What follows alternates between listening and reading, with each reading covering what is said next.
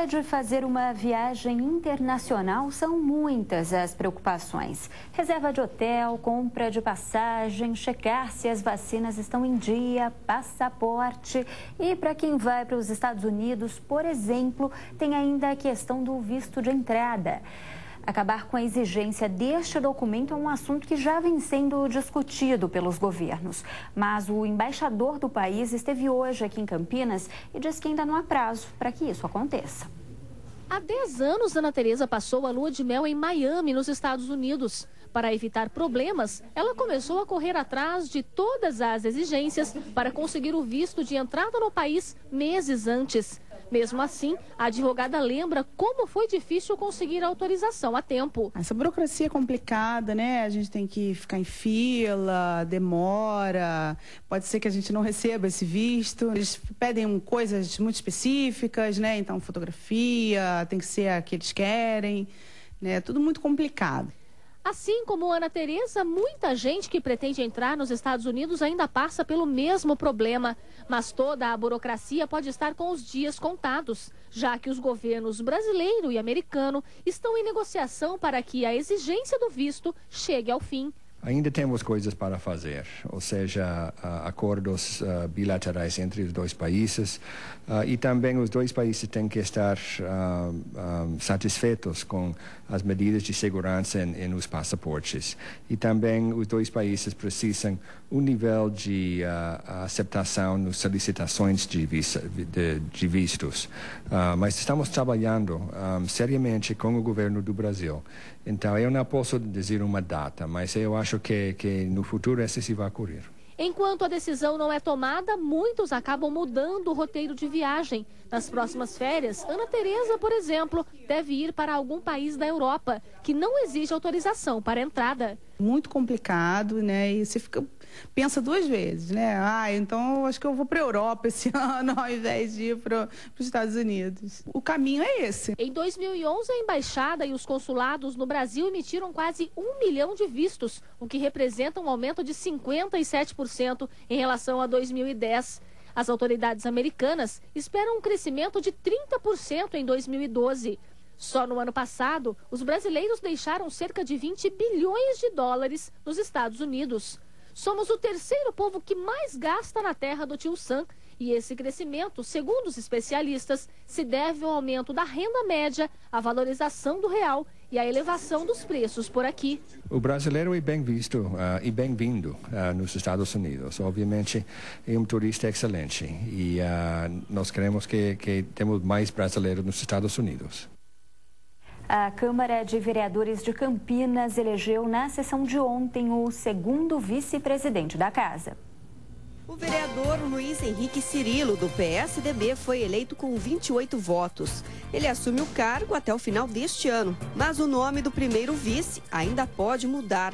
É que a mesa diretora da Câmara decidiu ingressar com recurso contra a decisão da Justiça, determinando que Josias Leche ocupe o cargo.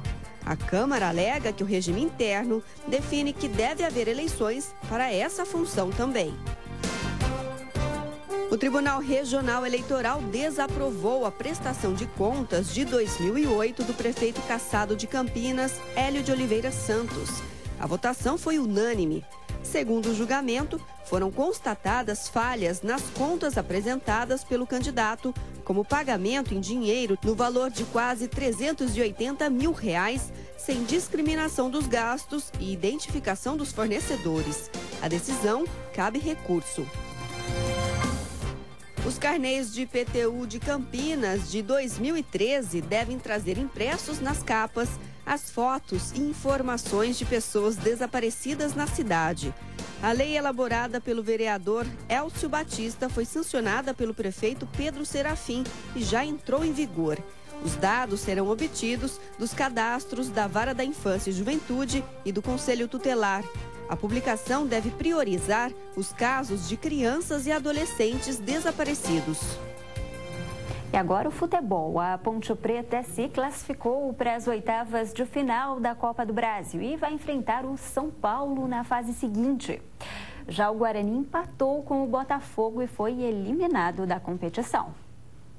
Boa noite. A Ponte Preta avançou na Copa do Brasil em partida dramática. A equipe de Campinas eliminou o Atlético Goianiense nos pênaltis e agora vai enfrentar o São Paulo nas oitavas de final. O Atlético Goianiense é melhor no jogo, mas este lance dá esperança de um segundo tempo melhor para a Macaca. Só que são os goianos que quase marcam. Quando a situação começava a ficar preocupante, a Ponte acerta os passes e deixa o Wendel na cara de Márcio. 1-0. O Atlético se lança ao ataque e dá o contra-ataque para a Macaca. Assim sai o segundo, que passa pela generosidade de Rodrigo Pimpão e termina no chute de Renato Cajá. Tinha ainda mais emoção. Marcão diminui a diferença. A partida fica aberta, mas a decisão da vaga fica mesmo para os pênaltis. O goleiro Márcio abre as cobranças e converte. Já Renato Cajá manda por cima do gol. Bruno recoloca a Ponte na decisão nesta defesa. Só que João Paulo para no goleiro. Estava difícil de a bola entrar. Fernando Bob erra. Na vez de Guilherme, ele iguala o placar. Elias cobra bem, 2-1. O 2-2 sai do chute de Wendel. Na quinta cobrança, quase Bruno pega. E Roger empata de novo.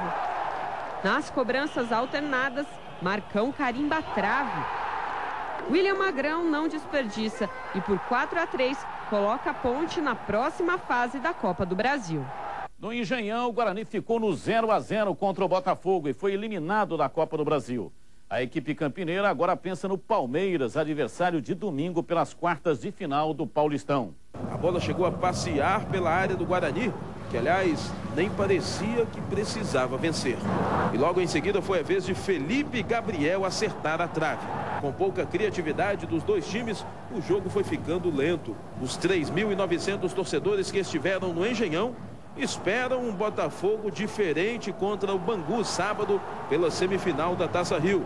E os torcedores do Bugre esperam um Guarani diferente contra o Palmeiras pelo Campeonato Paulista. E estas foram as informações de hoje. Tem mais esporte aqui na tela da Band amanhã, 12h30, no Jogo Aberto Regional.